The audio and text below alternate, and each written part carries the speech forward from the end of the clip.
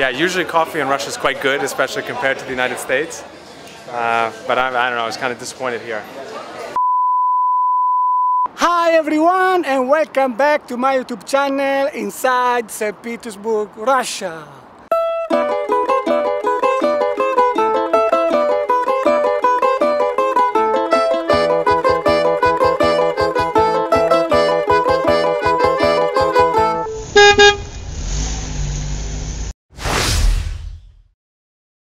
In today's video, I'm going to introduce you to a guy from the US. His name is Matt and he's from Texas. He came to Russia just a few days ago and we're going to have a little chat about his trip here in Russia. Matt, come here. Hey David, nice to finally meet you. We connected on YouTube a few weeks ago and I saw one of your videos, thought you did a great job and wanted to meet up in person. So glad to finally be here in St. Petersburg. For me, it's a pleasure to meet this guy because, you know, as he said, we just interacted on YouTube a few weeks ago, and we decided to meet here in St. Petersburg when he was coming over. And today, this is the day. Finally, I and Matt, we met. Right now, we're going to find a place to have a chat. So I'll see you later. Ciao.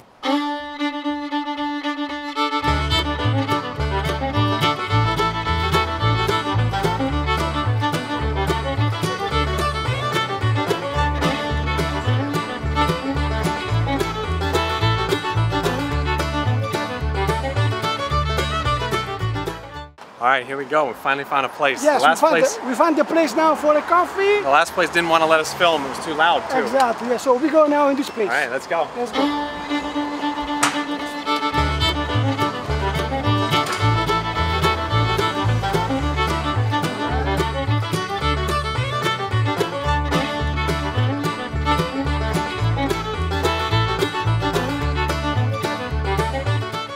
So my name's Matt. I'm a co-founder at expatriate.com, where we help foreigners go to Russia and solve all of their legal problems. I also have a YouTube channel at an expats Russia, where we talk about life in Russia, what it's like to be an expat in Russia. And it's great to be back in Russia here for 6 weeks. And nice to meet you, David. My pleasure. Today we are here together because you know, I thought it could be interesting to have a conversation with Matt because he's been living in Russia for a few years. He got married with a Russian woman. He's a business guy, so he has a lot of interesting things to say to me and to you as well. So, with no further ado, let's start our chat. Enjoy.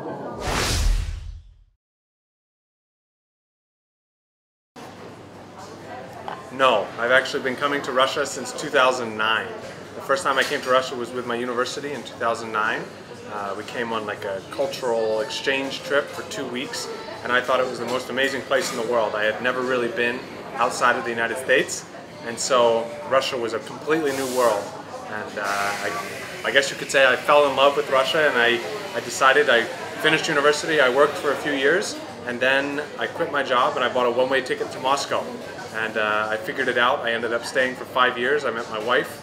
I built my career in Russia. Now I'm currently living in the United States in Houston, Texas. I moved to Russia in 2013 and I lived in Russia for 5 years. I lived for about a year in St. Petersburg and 4 years in Moscow.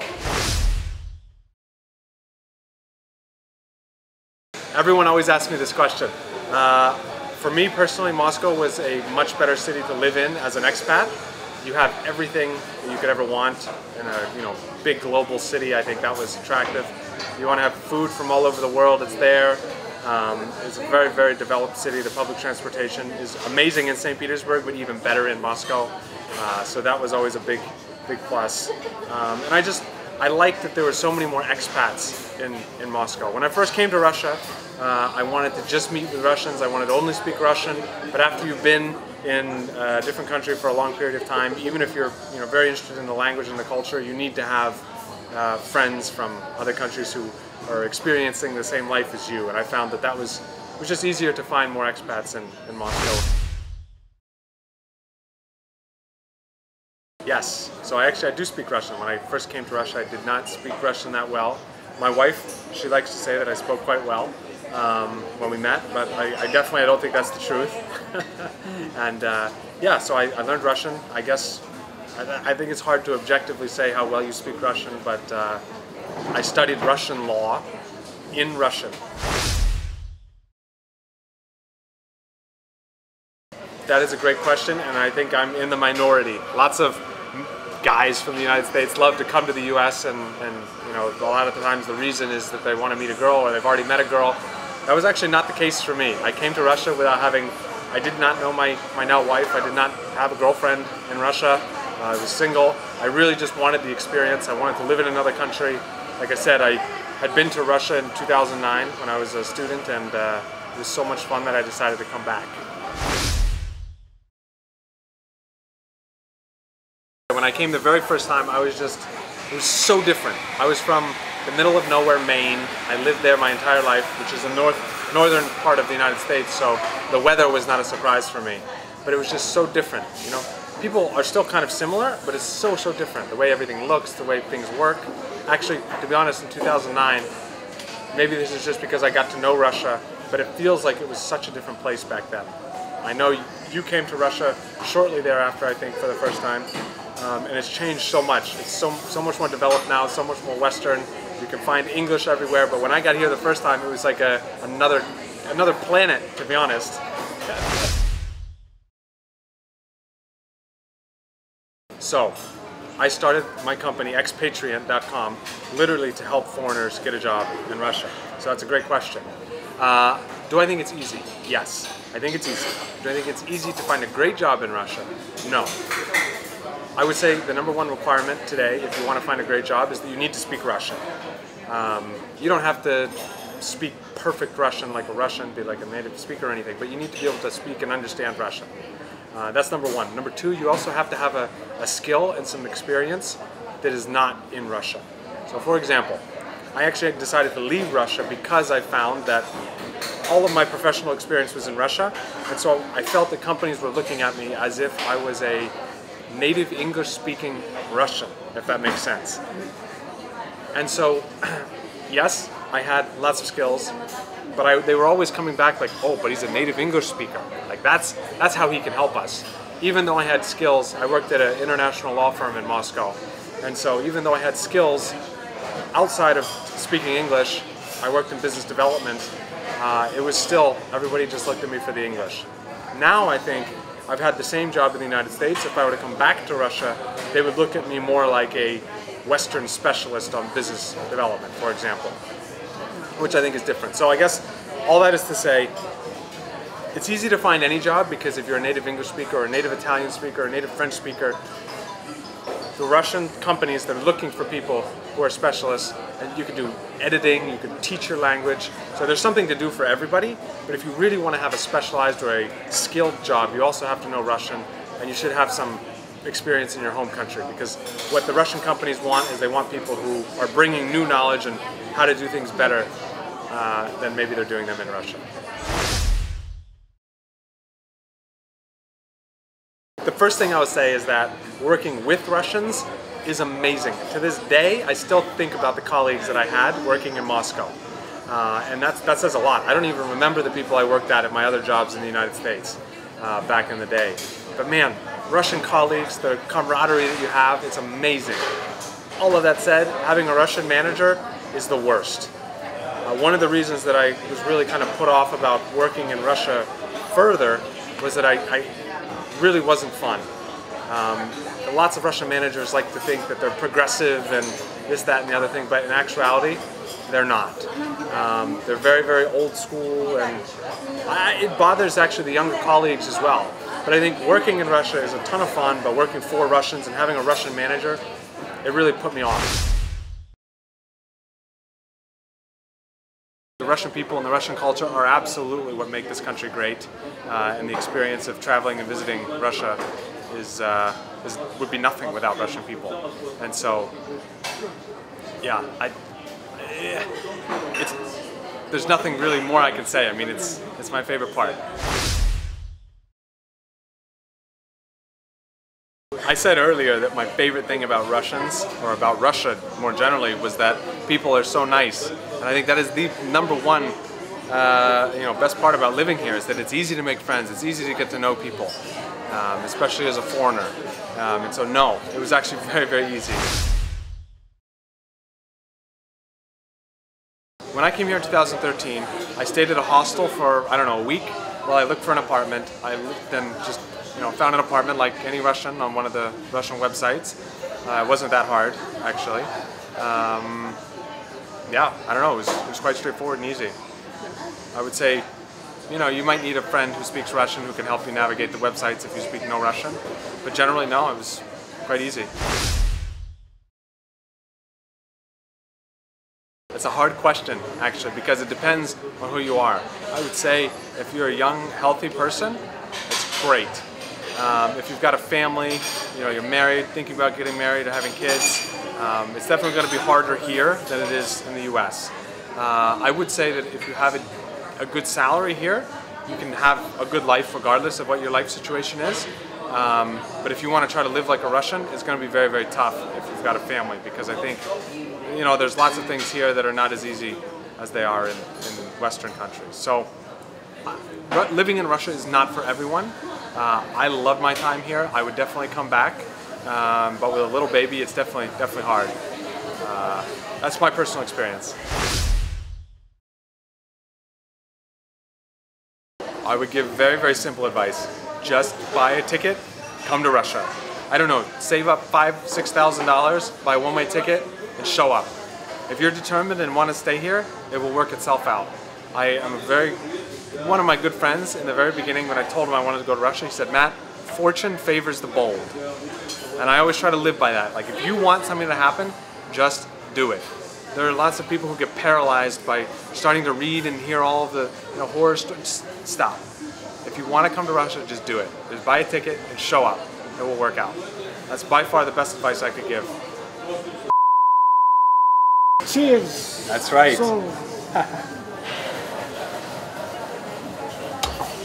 Okay, so let's continue our chat. Sure. Do you find Russia expensive? When I lived here, yeah, I did. Well, I wouldn't say expensive, right? Because when you're a foreigner, you're always thinking in your own currency. So I was always thinking in dollars. It used to annoy my wife. We'd go to the store or a restaurant, and I'd say, "Oh, it's cheap here in dollars." And my wife would say, "You don't earn dollars, you earn rubles when we live here." So it's kind of funny. No matter how long you live in another country, you always think in your home currency. Today, I have dollars as my salary, so I think it's quite cheap, especially compared to the United States. I know you have the buying power. Yeah, taking taxis and going to restaurants is much cheaper here than in the US, for sure.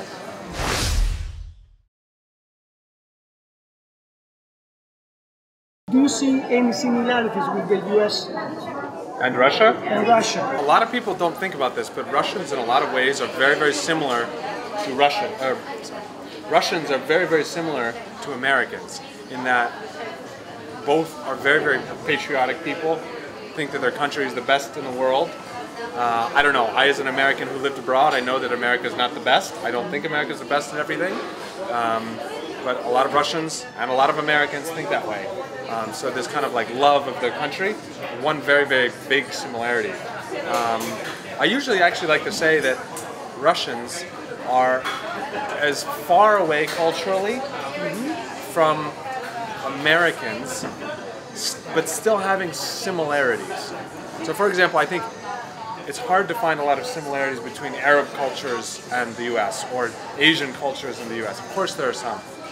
But Russians are this weird group of people that they look the same as us, right? As they look European, but the culture is very, very different.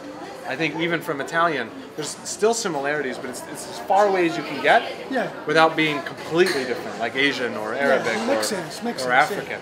And I think that's one of the coolest things about Russia, is that you come here, everything is almost the same, but it's still so different. That's the most interesting, that was the most interesting part for me about coming to Russia. Yeah, what do you like about Russia? I love that people are so open. And again, there's some nuance to this because Russians are not so nice to other Russians, but when you're a foreigner in Russia, they're very interested in you and your story and what you're doing here. Yeah, they're curious. They want to know why you came here, what for. Exactly, and so that's a really great aspect, and because of that, they're also very hospitable. So I don't know about you, but when I would go to smaller Russian towns, I would meet random people on the street. They would hear me speaking English with a friend, and they would invite me to their home, and they'd like cook for us and you know, introduce to their family. And that's possible. Of course, it's not going to happen in Moscow and St. Petersburg. But you have to be somewhere else. Right. And so this is just awesome. The hospitality, the openness of the people, by far #1. Cool. What else do I like about Russia? I don't know. Tell us. Anything else? Public transportation, also amazing. Very effective. The biggest, I would say, reverse culture shock I had when I went back to the United States after living in Russia was how bad public transportation is. It's so bad. It's so bad. So that's #2 for sure. #3, I would say the variety of landscape and things to do and travel opportunities. I mean, Russia is the largest country on earth. You can do anything. You can even, I mean, there's tropical areas in the south. Crazy, coldest place on earth is in the far east of Russia. Yeah. You've got Kamchatka. You've got, you know, by the ocean here near St. Petersburg. You've got amazing cultural destinations. There's so much to see and to do. It's a very underrated tourist destination. How did you get to Russia during this pandemic? Yes. So Russia is technically closed to most countries right now. Yes. But if you have a family member who has Russian citizenship, you can enter Russia. So because I have a wife who's Russian, I was able to come to Russia. Exactly. So there was really I already had a visa that was valid, so I didn't even have to go get a new visa. I just showed up and they said, they asked my wife, is that your husband? She said yes, and that was it. And what visa did you apply for? Well, I have a tourist visa. Tourist visa? Yeah. How long did it take you to arrange that? Well, so I did it a couple of years ago. American citizens can get a 3-year tourist visa, and so it makes it a little bit easier for us than for most Europeans who can only get 30 days. Yes. So I had a 3-year tourist visa that was still valid, so I didn't have to do anything. But for my daughter, we didn't get her Russian citizenship yet. We just ran out of time. But for her, we had to get her a private visa. So if you don't have a visa right now, you can only get a private visa. But if you have a Russian family member and you have an existing visa of any type, you can come. Did you take any COVID test before to come? Yes.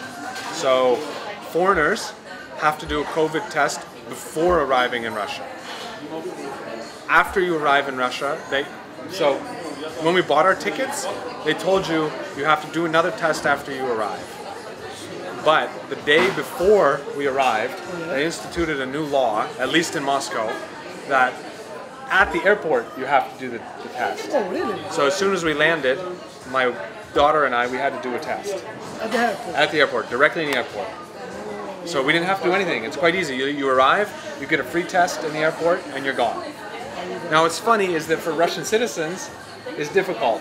You don't need a test to enter Russia, but you need a test to go on any of the airlines. So the airlines require the test, Russia doesn't require the test. So as a Russian citizen, you arrive in Russia, then you have to do 2 tests within 5 days at your own expense.